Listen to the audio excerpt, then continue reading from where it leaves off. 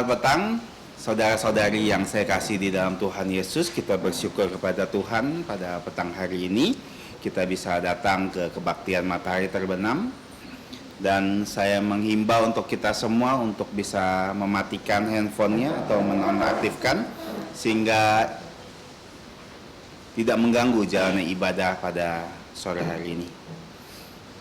Mari kita mulai ibadah ini dengan menyanyikan pujian Tuhan berada di bait sucinya.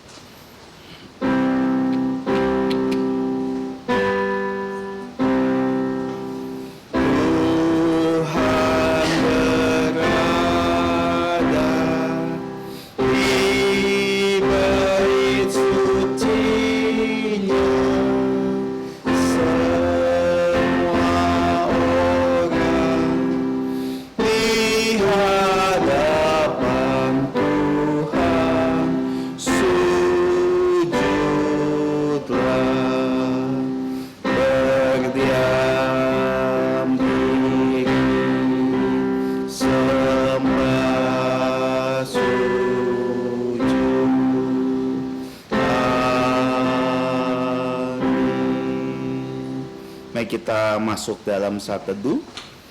Dengarlah firman Tuhan dari Mazmur nomor 31 ayat yang ke-15. Tetapi aku kepadamu, aku percaya, ya Tuhan. Aku berkata, Engkau adalah Allahku. Amin. Saat teduh selesai. Mari kita bangkit berdiri dan kita menyanyikan pujian pertama kita, pujian nomor 16.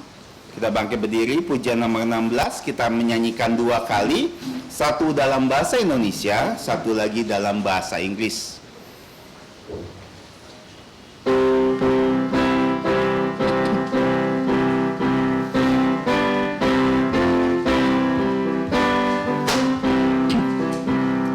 Berilah hormat padanya, pada Allah Maha Tinggi.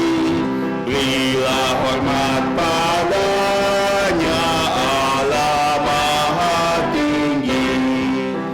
Dan pujilah tak berhenti, puji rahmat dan kasih-Nya.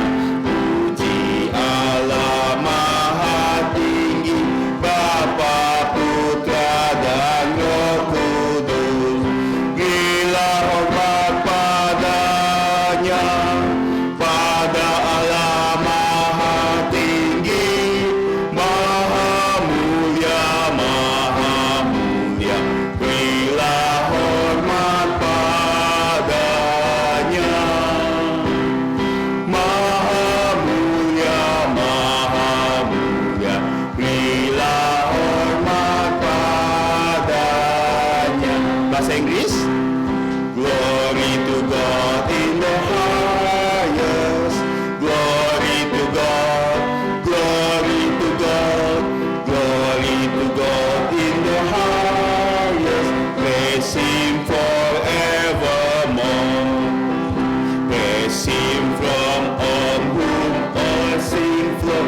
Praise Him, all creatures below.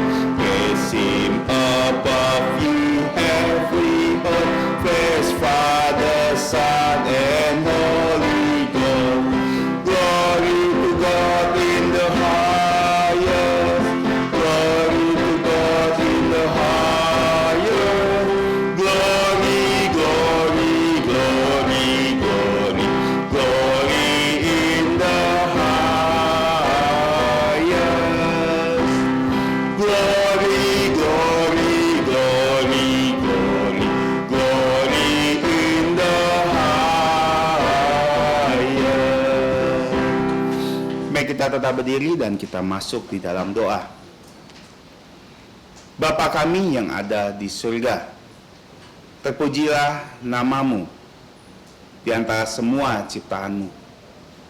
Dan terpujilah nama-Mu dari awal terbitnya matahari sampai terbenamnya matahari. Kami memuji nama-Mu ya Bapa. Kami memuji sifat-Mu ya Bapa. Kami memuji juga perbuatan-perbuatan yang Kau lakukan di dalam hidup kami. Karena kami sadar kami manusia yang berdosa, kami sering melakukan hal-hal yang tidak berkenan di hadapan-Mu. Makanya kami memohon pengampunan dosa atas dosa pelanggaran kami, baik dari pikiran, perkataan, dan perbuatan kami. Kami juga memohon Bapa, saat kami datang di hadapan-Mu, yang bisa dipersiapkan untuk tetap fokus kepada penyembahan kami, fokus kepada firman yang akan kami dengarkan bersama, dan fokus untuk menyembah Engkau pada sore hari ini. Kami memohon Engkau yang juga menyertai ibadah ini dari awal, pertengahan, hingga akhirnya.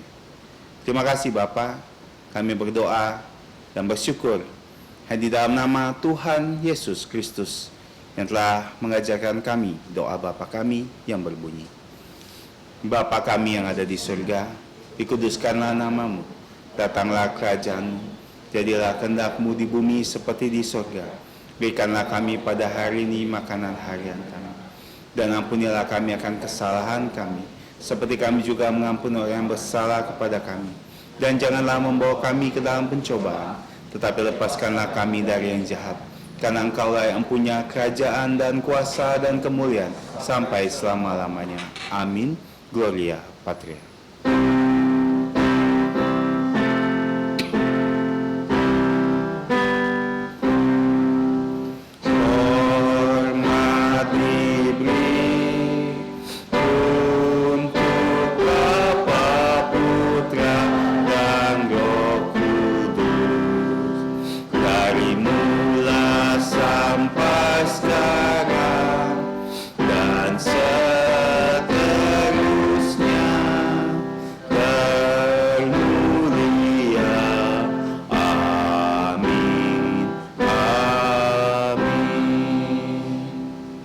Saudara-saudari dipersilakan untuk duduk.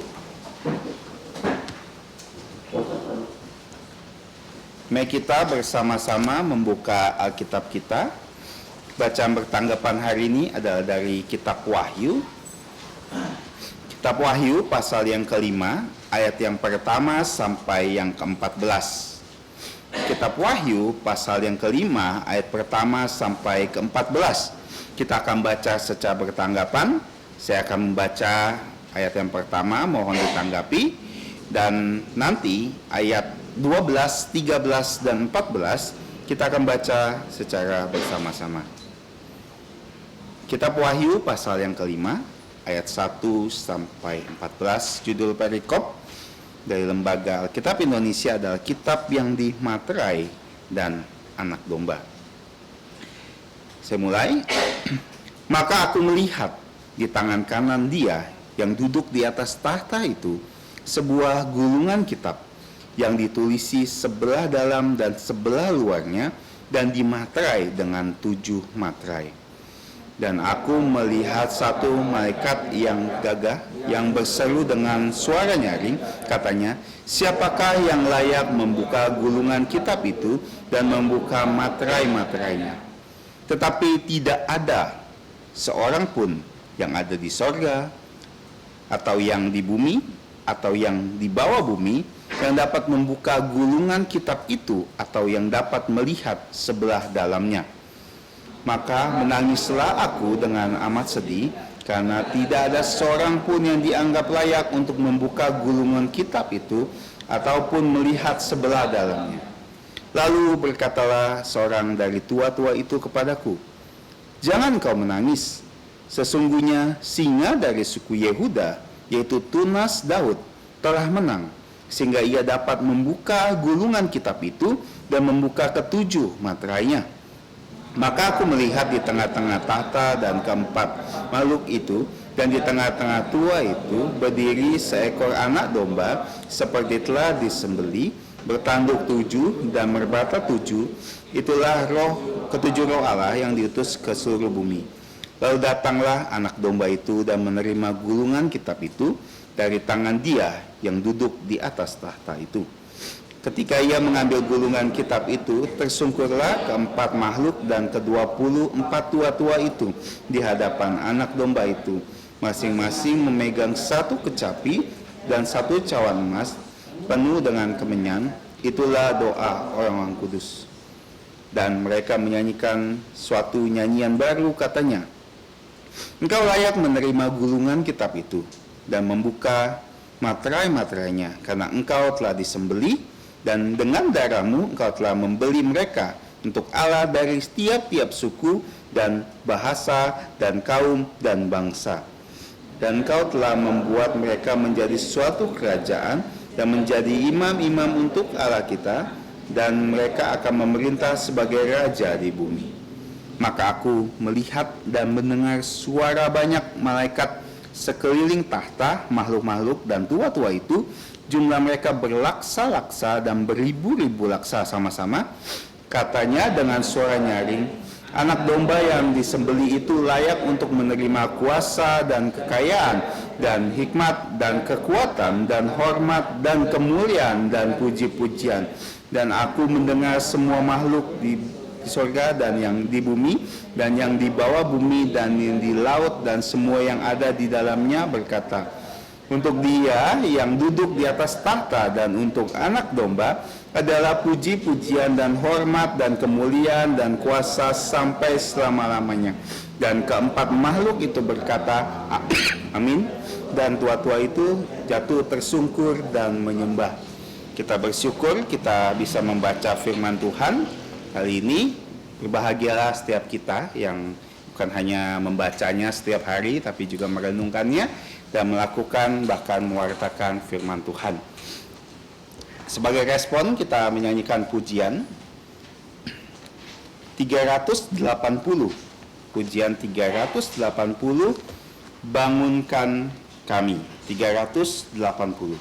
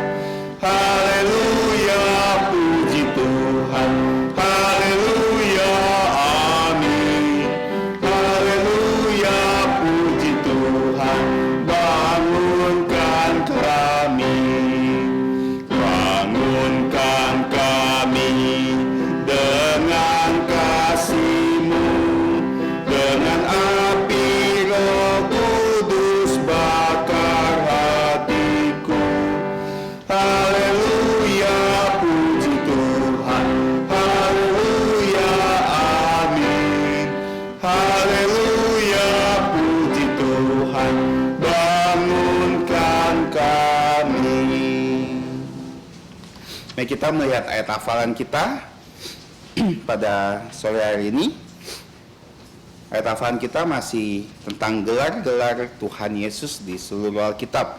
Dan kita masuk dalam gelar yaitu malaikat Tuhan. Dari kitab Kejadian 22 ayat 15. Dan karena ayat ini sangat termasuk singkat, saya mengharap kita bisa menghafalnya malam ini. Oke, kita coba 3 kali kita menghafalnya. 1, 2, 3. Kejadian 22 ayat 15. Untuk kedua kalinya berserulah malaikat Tuhan dari langit kepada Abraham.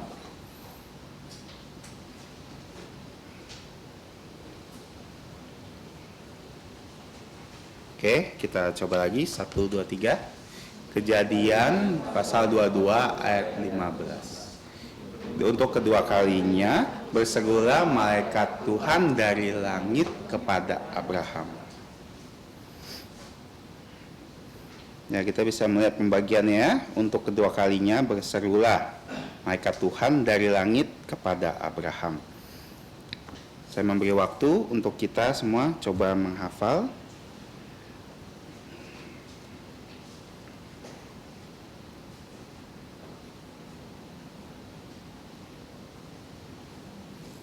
Oke, kita coba ya. Jangan lihat.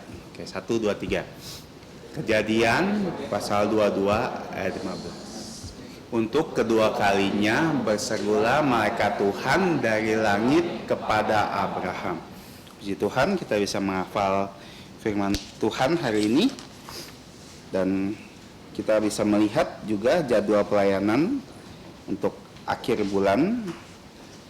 Bisa diperhatikan, dan warta gereja kita lihat pengajaran kitab Wahyu bukan hanya diajarkan di kebaktian Matahari Terbenam, tapi juga di gereja.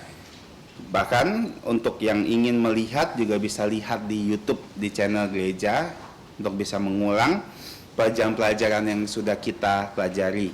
Firman Tuhan ada firman yang hidup. Jangan pernah berpikir, saya sudah mendengar di KMT.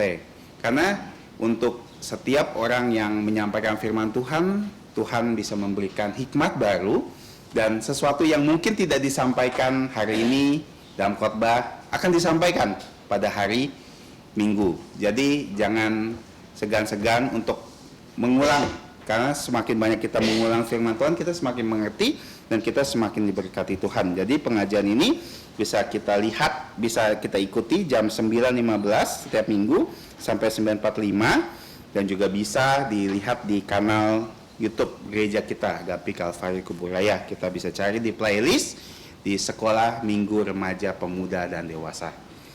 Yang kedua, kita mari terus bersyukur bahwa gereja kita sudah mempunyai kanal YouTube sendiri, dan ada ribuan, sudah hampir 2.000 video yang ada di sana untuk memberkati kita semua.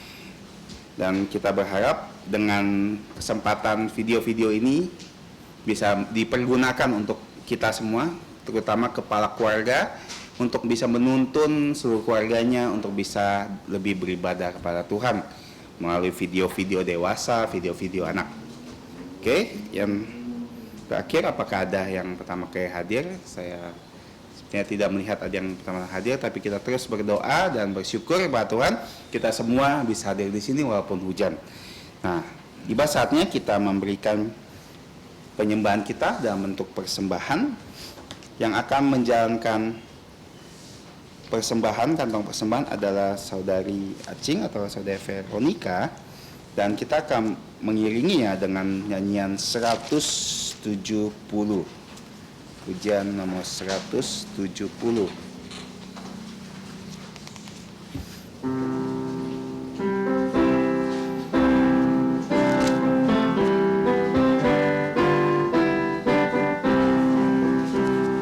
Maukah engkau bebas dari dosa? Dalam darahnya ada kuasa, dan menangkan segala nafsu jahat. Ajaklah kuasa darahnya.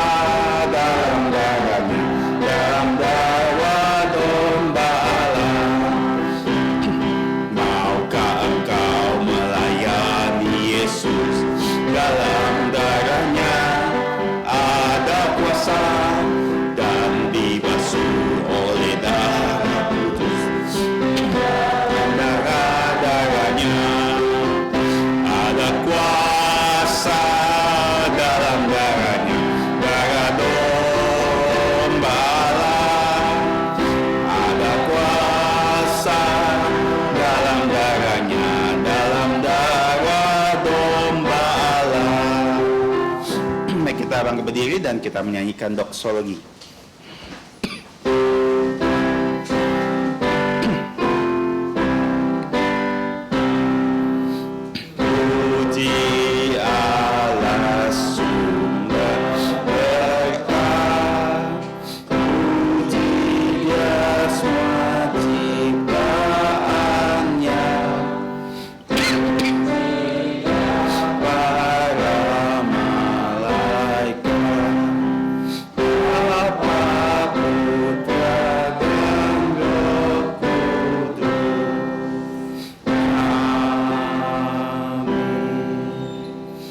Sekali lagi kita masuk di dalam doa. Bapa kami yang ada di surga, Bapa dari Tuhan kami Yesus Kristus, yang merupakan Bapa sumber berkat kami. Kami datang lagi kepadamu di dalam doa kami. Dan kami bersyukur karena Engkau telah memimpin ibadah kami dari awal sampai saat ini. Bahkan di saat ini kami diberikan kesempatan untuk memberikan persembahan kepadamu. Kami tahu di mata manusia, persembahan kami bukan seberapa, tapi di mata Engkau, setiap orang yang telah memberi persembahan kepada Engkau dengan sukacita dan dengan sepenuh hati, tidak dengan paksaan, Engkau menyenanginya, dan Engkau akan berkenan atas persembahan kami itu. Kami memohon sesuai janji firman-Mu, Kau memberkati setiap tangan-tangan yang telah memberi dengan sukacita. Dan tolong Engkau yang memakai dan melayakkan persembahan kami, sehingga nama-Mu dimuliakan dalam segala hal dan segala pelayanan yang ada di tempat ini. Kami bersyukur dan berdoa dan mohon ampun atas dosa pelanggaran kami. Kami berdoa dan bersyukur di dalam nama Tuhan Yesus. Amin. Silakan duduk. Tiba saatnya kita akan bersama-sama mendengarkan firman Tuhan. Firman Tuhan hari ini akan dibawakan oleh Bapak Mung En, dan tema dari firman Tuhan ini adalah kitab yang dimaterai dan anak domba. Pada hambanya saya persilakan. Selamat sore saudara-saudari yang saya kasih di dalam Tuhan Yesus. Ucap syukur kepada Tuhan, kita ada di ruangan ini, kita orang yang berbahagia. Karena di masa Covid ini, banyak orang pengen gereja tidak berani. Banyak orang mau gereja tapi tidak ada kesempatan. Ya karena gerejanya belum buka. Ya, di Jakarta, di kota-kota besar mereka masih belum bisa. Saya WA kepada teman saya, hamba Tuhan di Jakarta, kapan mulai tatap muka? Belum, akhir tahun rencana gereja kami katanya. Ya, kita bersyukur ada di tengah-tengah ini. Kita juga bersyukur kalau kita bisa tetap setiap minggu hadir di tempat ini dan kita boleh belajar satu Alkitab yang memang sulit untuk kita pelajari, tapi ya, kita berusaha mendapat seberapa yang bisa kita pelajari di tempat ini. Mungkin tahun-tahun akan datang akan diulang, dan kita juga akan mendapatkannya di hari Minggu jam 9.15. Ya, tadi saudara Jaka sudah katakan, jangan berpikir saya sudah ikut KMT, saya nggak perlu lagi ikut ini. Ya, itu benar perkataan ini, karena mungkin nanti yang menyampaikan di sini setelah itu dia koreksi, dia perbaiki, dia dapatkan sesuatu yang baru. Itu yang dibagikan lagi. Kita dapat plus lagi ya. Hari ini dapat, nanti Minggu dapat lagi. Ya, sebelum kita bersama-sama mempelajari, saya akan mengajak kita membaca satu ayat, Wahyu pasal 5 ayat 12. Wahyu 5 ayat 12, demikian bunyi firman Tuhan. Katanya dengan suara nyaring, anak domba yang disembelih itu layak untuk menerima kuasa dan kekayaan dan hikmat dan kekuatan dan hormat dan kemuliaan dan pujian. Sebelum kita belajar firman Tuhan, kita masuk dalam doa. Allah Bapa kami yang ada di surga, mengucap syukur untuk kesempatan kami boleh di ruang ini, ada di ruang ini. Kami minta pimpinan daripada Roh Kudus, memimpin setiap kami yang berbicara, mendengar, kami boleh diberkati oleh firman-Mu, dan kami boleh merenungkan kembali di rumah, dan kami diberikan kekuatan untuk melakukan firman yang kami dengar. Terima kasih, ampuni dosa pelanggaran kami di dalam nama Tuhan Yesus. Amin. Kitab Wahyu ini pasal 5 adalah memperkenalkan Yesus Kristus, penguasa dunia yang sah. Ya, digambarkan akan kembali menembus dunia dari dosa, setan, maut, dan kekutukan. Oleh karena dia telah menang. Ya. Tapi kalau kita memperhatikan pasal 5 minggu yang lalu kita sudah pelajari pasal 4. Tapi saya melihat ini sudah dibuat atau dinubuatkan sangat indah, ya, susunannya. Sebelum ini adalah nanti pasal 6 kita akan melihat penghakiman ilahi akan dicurahkan ke bumi. Setiap materai dibuka, yang pertama, kedua, sampai ke-7 akan ada sesuatu yang terjadi. Ya. Tapi sebelumnya kita kembali sedikit melihat pasal 2 sampai pasal 3. Kita melihat gereja-gereja dulu yang diperbaiki oleh Tuhan Yesus. Apa itu gereja? Gereja orang banyakkan melihatnya itu gedung. Ya. Sudah kita sering dengar bukan hanya gedung gereja. Ya memang mungkin kalau dibilang gereja ya alamat gereja, tapi yang tepat gereja adalah diri setiap kita yang hadir di malam ini. Gereja adalah orang-orang yang sudah percaya Yesus, orang-orang yang sudah ditebus oleh Tuhan Yesus. Ya, kalau kita baca kenapa 7 gereja dulu mendapatkan teguran, peringatan, bahkan ada gereja yang dapat pujian. Ya, yang pujian adalah satu contoh yang harus kita lakukan. Yang dapat teguran adalah satu peringatan yang tidak boleh kita lakukan. Kalau kita baca dari 1 Petrus, saya akan bacakan satu ayat sebelumnya. 1 Petrus pasal 4 ayat 17 dikatakan, karena sekarang telah tiba saatnya penghakiman dimulai, dan pada rumah Allah sendiri yang harus pertama-tama dihakimi. Dan jika penghakiman itu dimulai pada kita, ya tadi katakan rumah Allah, dijelaskan pada kita, ya berarti kita. Bagaimana kesudahan dengan mereka yang tidak percaya? Ya, jadi penghakim itu terjadi supaya gerejanya boleh murni di hadapan Allah. Ya, kita sudah belajar banyak, jadi saya tidak ulang banyak. Ya, jadi kita sudah pelajari, kita ingat, kita renungkan kembali. Kita adalah gereja. Ya, kita harus, firman Tuhan katakan karena Allah itu sempurna, maka kita harus sempurna. Jadi Matius katakan ya, kita dapat menjawab diri kita sendiri. Ya, jangan kita kompromi dengan dunia, kompromi dengan dosa. Ya, hal-hal yang tidak sesuai dengan firman Tuhan kita tidak boleh lakukan. Itu pesan dari ke-7 gereja. Tapi kalau kita melakukan sesuai dengan firman Tuhan, maka pujian akan datang bukan dari manusia tapi dari Allah. Ya. Itu yang sukacitanya, pengharapannya kita, semoga kita setiap kita dipuji. Di sini berbicara tentang materai dan anak domba.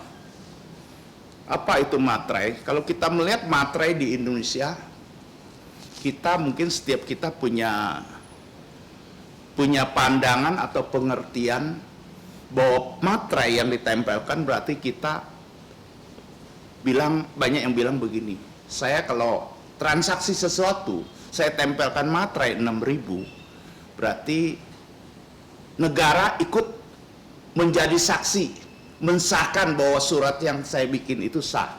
Ya saya baca di internet kemarin, saya coba cari, ternyata bukan demikian katanya. Ya, sebenarnya materai tujuannya untuk memungut pajak dari rakyatnya. Itu yang dimaksudkan sebenarnya. Ya jadi ya sedikit saya juga sedikit bingung. Karena saya pahamnya sama. Tempel materai, saya beli rumah, jual motor, saya tempel.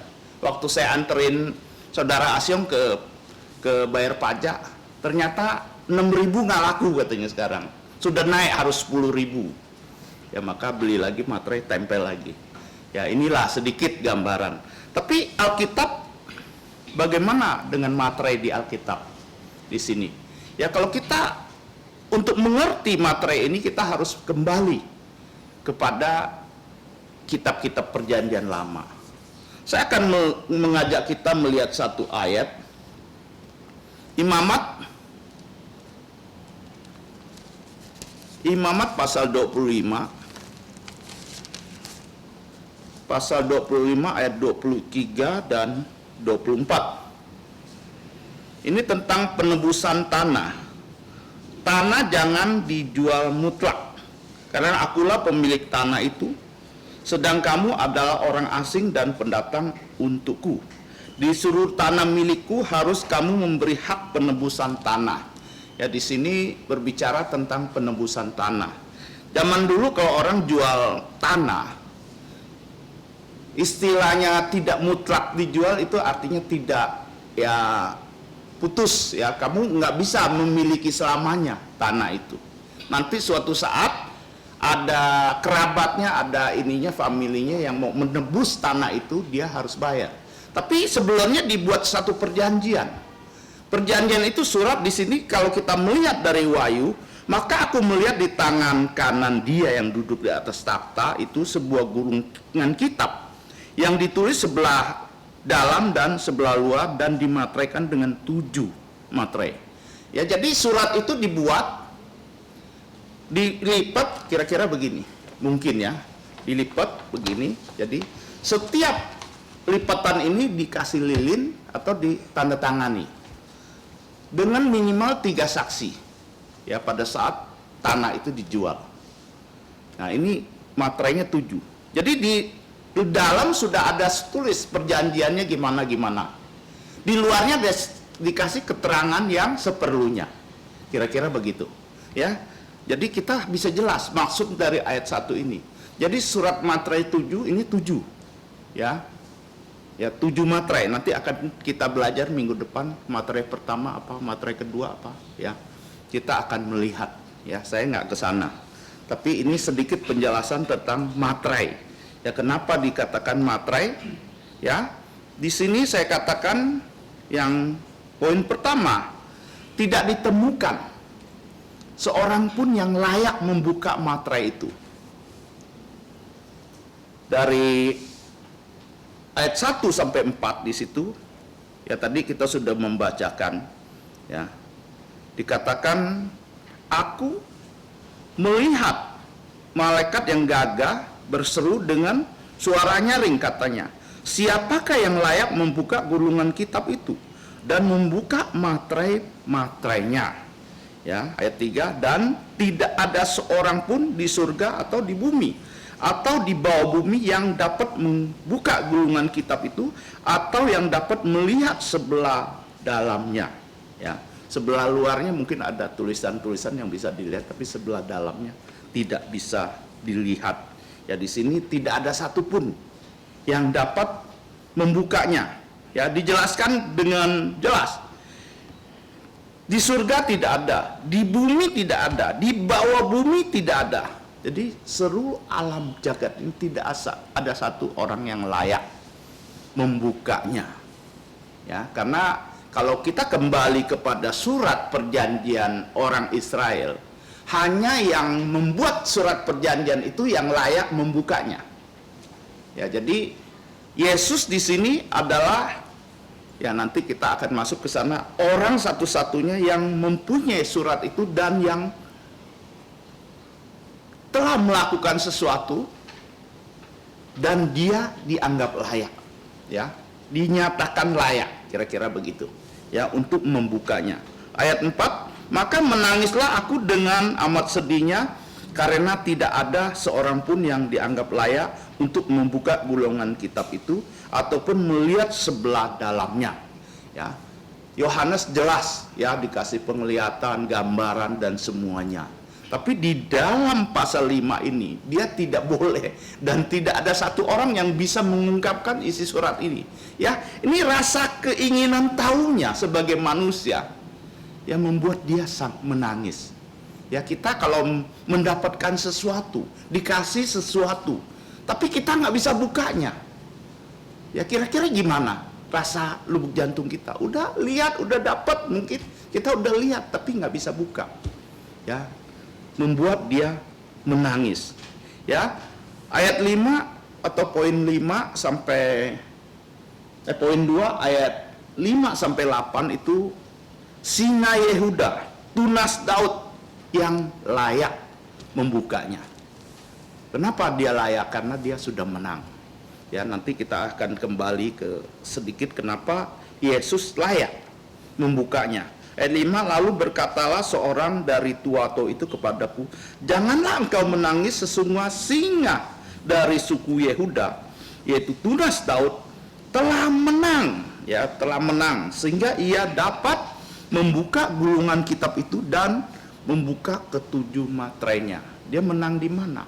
Ya, karena waktu Adam jatuh dalam dosa, dunia sudah diserahkan kepada iblis. Ya, kita melihat waktu Yesus dicobai, ada tawaran, kalau engkau menyembah saya, semua keindahan, kemegahan semua saya berikan kepadamu. Ya, saat itu memang sudah diserahkan. Tapi di sini ya Yesus menang di atas kayu salib. Dia sudah mengalahkan maut. Ya, mengalahkan dosa, ya, dan semua kekuatan yang ada di neraka. Maka dia layak. Ya, diberikan tugas oleh Allah. Ya, dia bisa melaksanakannya dengan baik. Ya, kita kalau kembali kepada syarat-syarat seorang akan menebus kembali tanah yang sudah dijual oleh seseorang, dia harusnya seorang kerabat dari orang itu yang menjual. Ya, baru dia bisa menebus. Ya, seperti cerita dari Boaz Naomi, ya. Kita melihat waktu dia mau tebus, dia ada yang lebih berhak lagi menebus. Jadi mungkin di situ dilihat dari tingkatan dari mungkin ya, kalau di sini saya paman, ini ponakan saya yang lebih layak menebus. Tapi kalau saya bilang, saya nyatakan saya tidak mau tebus, ponakan saya yang tebus. Kira-kira begitu. Yang kedua, yang menebus itu dia mau membayar, ya. Mau membayar dengan harga yang sudah ditetapkan, ya, nanti dibuka isinya sudah ditentukan. Kalau orang mau nebus, harganya sekian jadinya, ya, mungkin dinaikkan atau gimana, kita nggak tahu isi suratnya. Tapi kira-kira mau nggak kamu bayar sekian? Ya, kita melihat transaksi yang diadakan oleh Boaz, dia panggil ya ahli warisnya. Di situ dikatakan, kamu mau tebus nggak nih ladangnya Naomi? Mau, katanya. Tapi kalau kamu mau tebus, ada satu syarat lagi. Menantunya kamu harus ambil sebagai istrimu. Oh, tidak. Karena saya sudah berkeluarga, saya punya istri. Kamulah yang tebus. Ya, setelah orang ini baru Boaz. Maka Boaz menebusnya, tapi ada saksi-saksi. Ya, tua-tua yang melihat, menyaksikan, dia baru boleh tebus. Maka dibuatlah satu harga, disepakati, maka dia ditebus. Kira-kira begitu. Jadi Yesus dikatakan layak menebus, ya, umatnya, ya, yang sudah Allah nyatakan, ya, berdosa, ya, manusia harus mati, ya, karena sudah menyerahkan semuanya kepada iblis. Adam sudah jatuh dalam dosa. Jadi Allah ingin juga mengutus Yesus untuk menebusnya. Pertama, dia harus menjadi manusia. Maka Yesus datang ke dunia menjadi manusia. Dia menebus. Dengan apa? Ya, dia disalibkan. Dia bayar harga. Harga yang dibeli sudah mahal, kita dibayar dengan lunas. Nah, itu yang dikatakan dia telah menang. Ya, berbicara tentang suku Yehuda dan tunas Daud itu menceritakan tentang kerajaan, ya, kerajaan, kekuasaan, ya, sehingga ia dapat membuka gulungan kitab itu dan membuka ketujuh materainya. Jadi di sini saya sedikit ada gambaran juga, ya. Kita melihat kalau di film-film kerajaan, seorang diutus melakukan tugas, ya. Sebelumnya dia dibacakan surat dari raja itu. Nah, setelah dia dibacakan, dia sudah terpilih dari antara orang-orang, maka surat itu diserahkan sama dia. Kira-kira begitu. Saya sedikit ada gambaran kira-kira begitu. Ya, jadi Yesus pada saat itu mengambil, ya, gulungan kitab itu dari tangan Allah Bapa. Ya, ada taktanya dan di situ duduk Allah Bapa dan diserahkan kepada Yesus untuk membuka. Artinya Yesus yang diberikan mandat, diberikan kuasa, diberikan otoritas untuk menghukum, menyatakan perhakiman atas dunia ini. Karena memang ini sudah dinubuatkan, sudah dikatakan Yesus sebelumnya. Ya, tugasnya sudah selesai, penebusannya kepada manusia sudah dikerjakan dengan baik. Ya, hingga dia dinyatakan layak dan boleh, ya, mendapat. Ya, dan maka dilihat di tengah-tengah takhta dan keempat makhluk-makhluk itu, dan di tengah-tengah tua-tua itu berdiri seekor anak domba seperti yang telah disembelih. Jadi lebih jelas lagi, ya, Yesus yang sudah mati di kayu salib, ya, dia sudah bayar dengan mahal, sudah membeli kita, menebus kita. Itu yang pertama yang dilakukan Yesus. Dia sudah datang sebagai manusia dan dia sudah melakukan apa yang tidak bisa kita kerjakan. Itu hukum Taurat. Dia melakukan dengan sempurna. Kalau kita lakukan, mungkin ada yang mungkin saya si A lakukan hanya 40%, si B 60%, ada yang mungkin hanya 70%, ada malah sekali cuma 20%. Tapi Yesus melakukannya 100% sempurna. Nah, terus dia mati di kayu salib. Itu harga yang dia bayar. Ya, Yesus dihina, digiring, dianggap penjahat yang besar. Demi siapa? Demi dosa-dosa kita. Maka dianggap dia adalah orang yang layak. Ya, tidak ada di bumi, di laut dan sebagainya yang layak seperti Yesus. Ya, tidak ada di dunia ini seorang yang menyatakan, yang mau mati demi orang lain dan dia bangkit. Ya, dia hidup, dia berdiri. Ya, di sini menggambarkan bagaimana dia berdiri di hadapan takhta. Dan ayat 7, dan datanglah anak domba itu dan menerima gulungan kitab itu dari tangan dia yang duduk di atas takhta itu. Ketika ia mengambil gulungan kitab itu, tersungkurlah makhluk dan ke-24 tua-tua di hadapan anak domba itu, masing-masing memegang satu kecapi, satu cawan emas penuh dengan kemenyan. Itulah doa orang-orang kudus. Ya, kalau kita melihat poin ketiga adalah memuji dan menyembah yang layak, ya, yang layak disembah, yang layak dipuji. Itu ayat 9 sampai 14 kita dapat melihat bagaimana pujian, ya, di sana dikatakan ada nyanyian baru yang disampaikan. Engkau layak menerima gulungan kitab itu dan membuka materai-materainya, karena engkau telah disembelih, ya, engkau telah disalibkan, kira-kira begitu. Dan dengan darahmu engkau telah membeli mereka untuk Allah dari tiap-tiap suku, bahasa, dan kaum bangsa. Ini lebih jelas lagi, ya, bagaimana penebusan Yesus kepada setiap umat manusia yang sudah jatuh dalam dosa. Ayat 10, dan engkau telah membuat mereka menjadi suatu kerajaan dan imam-imam bagi Allah kita, dan mereka akan memerintah sebagai raja di bumi. Maka aku melihat dan mendengar suara banyak malaikat sekeliling takhta, makhluk dan tua-tua, jumlah mereka berlaksa-laksa dan beribu-ribu laksa. Ya, di sini pujiannya katanya, dengan suara nyaring, anak domba yang disembelih itu layak untuk menerima kuasa dan kekayaan dan hikmat, kekuatan dan hormat dan kemuliaan dan puji-pujian. Jadi semua itu Yesus dah layak mendapatkan itu. Ya, kuasa, semua kemuliaan, puji-pujian, karena dia telah menang.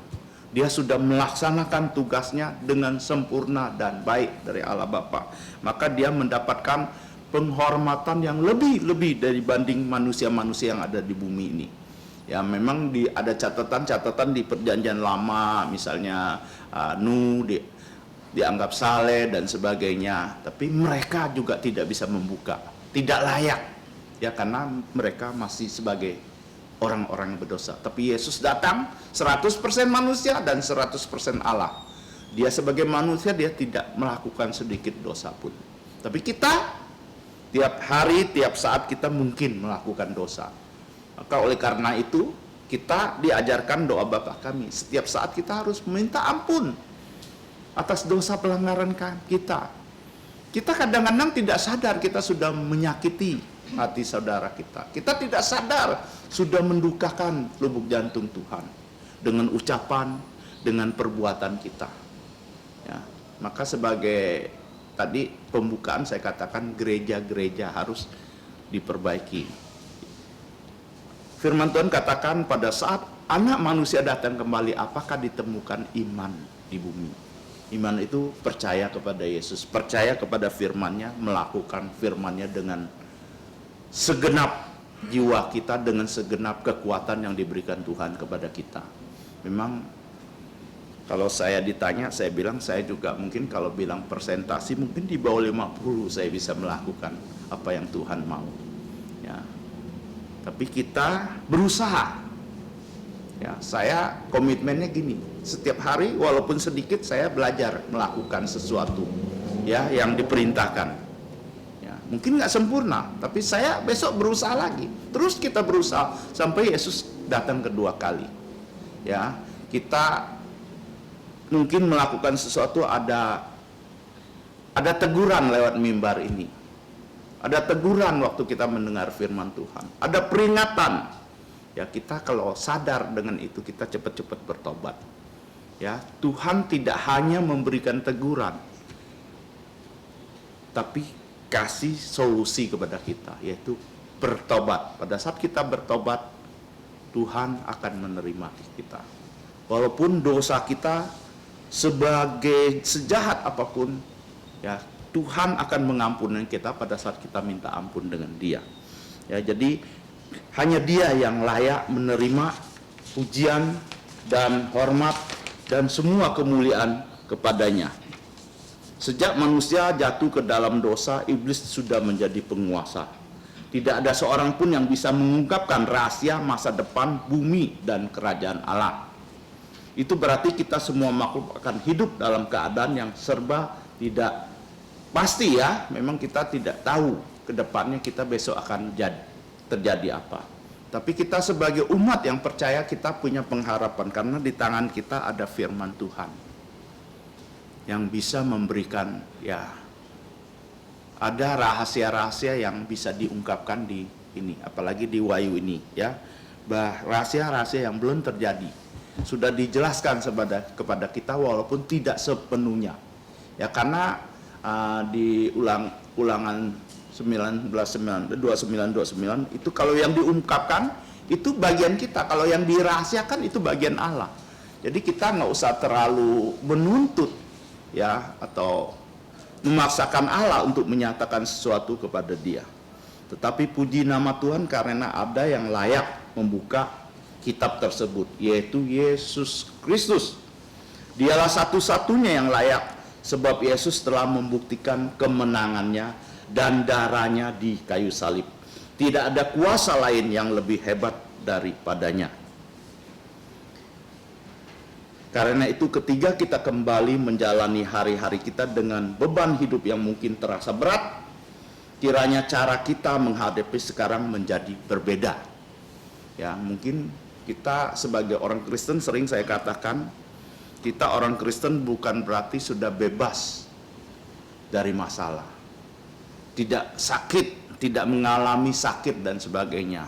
Ya, ada yang bilang kalau kita beriman sungguh-sungguh, kita imannya kuat, kita tidak akan mengalami COVID-19.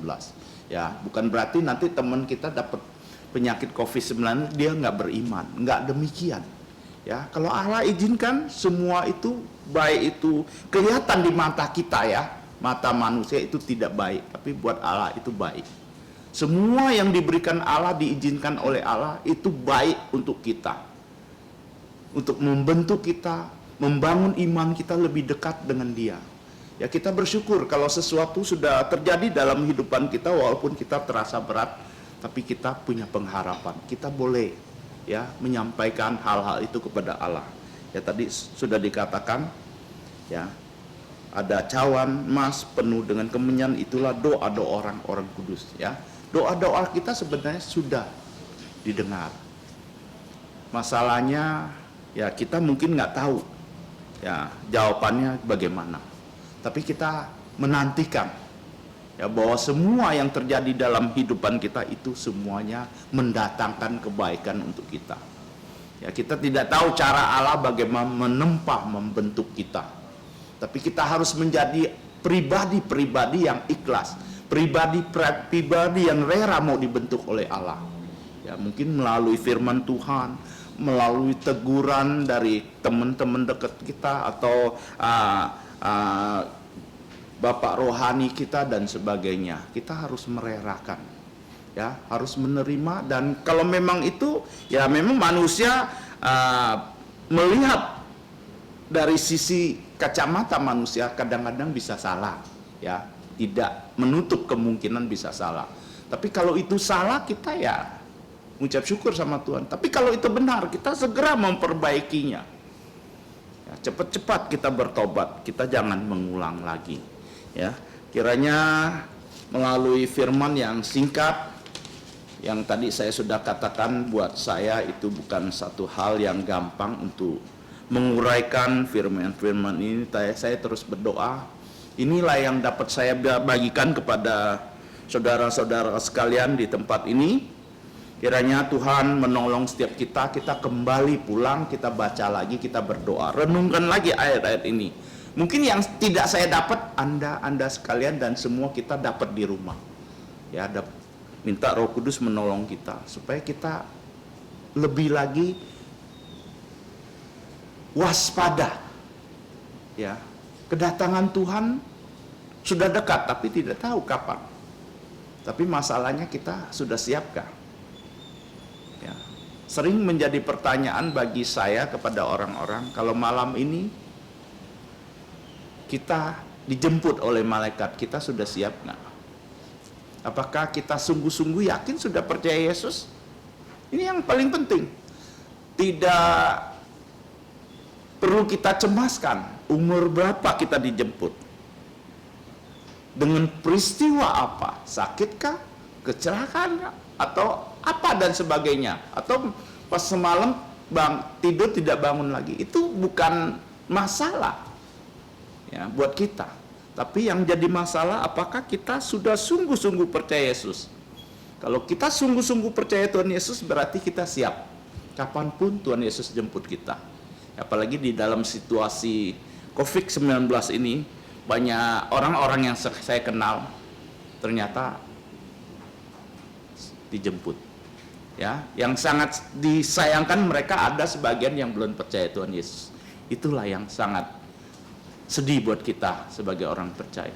Tapi mereka yang sudah percaya Tuhan Yesus, kita ikut bersuka cita. Kenapa? Karena mereka sudah selesai di dunia ini. Mereka sudah mengalami yang lebih baik dibanding kita. Kenapa lebih baik? Karena di sana, di tempat yang indah, dia boleh bersama Tuhan, menantikan Yesus datang kedua kali, diberikan tubuh mulia, maka dia berkumpul dengan Tuhan Yesus. Ya, pastikan malam ini kita sudah sungguh-sungguh percaya Yesus. Karena bukan karena kita rajin setiap minggu ada di sini pasti masuk surga. Ya, bukan berarti kita malas-malasan pasti masuk surga, itu lebih parah lagi. Ya, tapi yang jelas kita rajin, baik.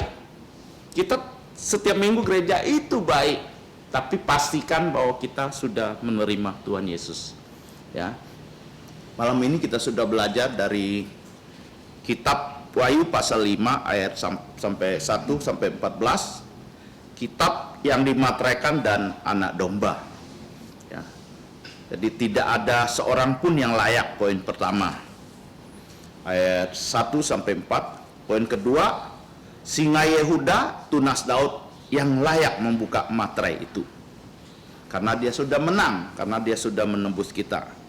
Yang ketiga, pujian untuk yang layak, ya, menerima kuasa, kekayaan, hikmat, kekuatan, hormat, dan kemuliaan, dan puji-pujian. Kiranya Tuhan menolong setiap kita melalui firman-Nya yang singkat, yang terbatas ini, kita boleh pulang dan kita boleh diberkati. Mari kita berdoa. Allah Bapa kami yang ada di surga, mengucap syukur untuk kesempatan yang singkat kami boleh merenungkan firman-Mu. Walaupun yang disampaikan terbatas adanya, tapi kami yakin Roh Kudus akan bekerja di dalam lubuk jantung setiap pribadi lepas pribadi. Kalau ada sesuatu yang tidak berkenan di hadapan-Mu, Engkau mengampuni kami, melayakkan kami, supaya kami suatu saat Yesus kembali kedua kali, nama kami tercantum di kitab kehidupan. Terima kasih untuk firman-Mu. Kami bersuka cita atas firman-Mu. Di dalam nama Tuhan Yesus kami ucap syukur, berdoa. Amin. Kita akan memuji Tuhan. Nomor 11. Terpujilah nama Allah, nomor 11. Setelah lagu ini kita mengundang hambanya untuk doa penutup atau doa berkat.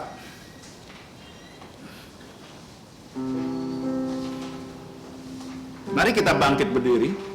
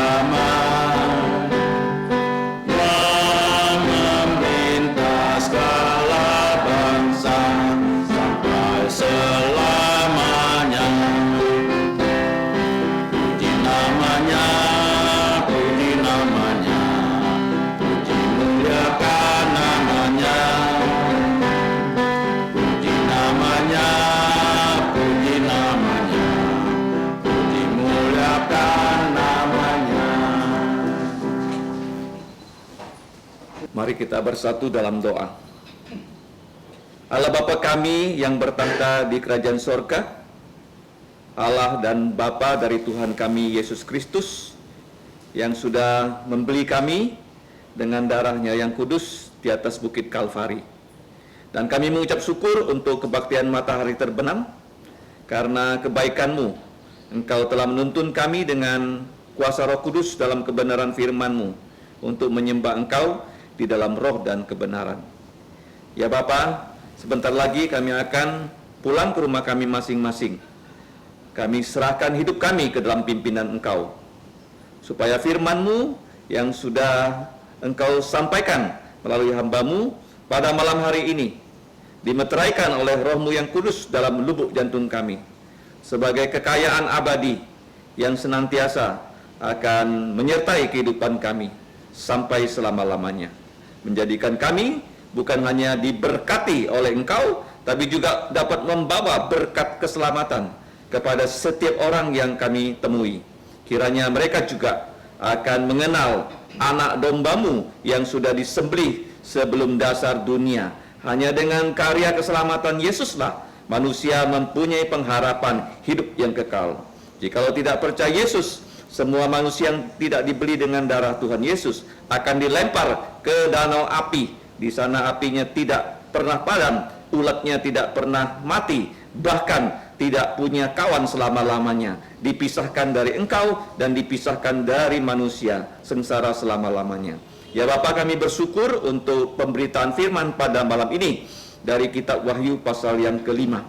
Kami tahu bahwa dengan ini Engkau akan mempersiapkan kami menjadi saksi-saksi Tuhan Yesus di akhir zaman, di masa pandemi COVID-19 yang sesungguhnya adalah riak-riak kecil.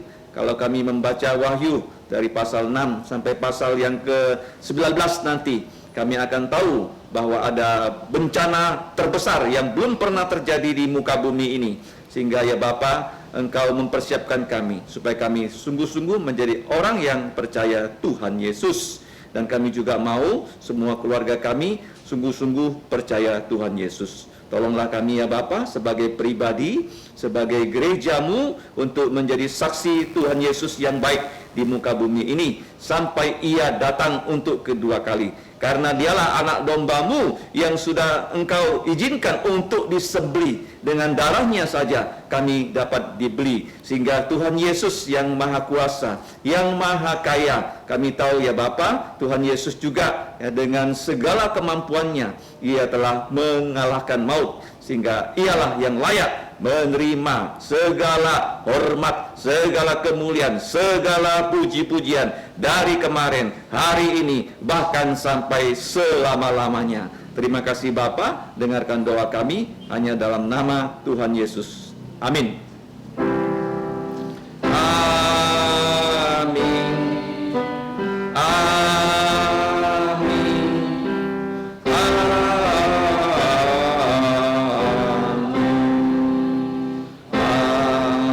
Amin. Silakan duduk, doa teduh. Tuhan memberkatimu dan melindungimu.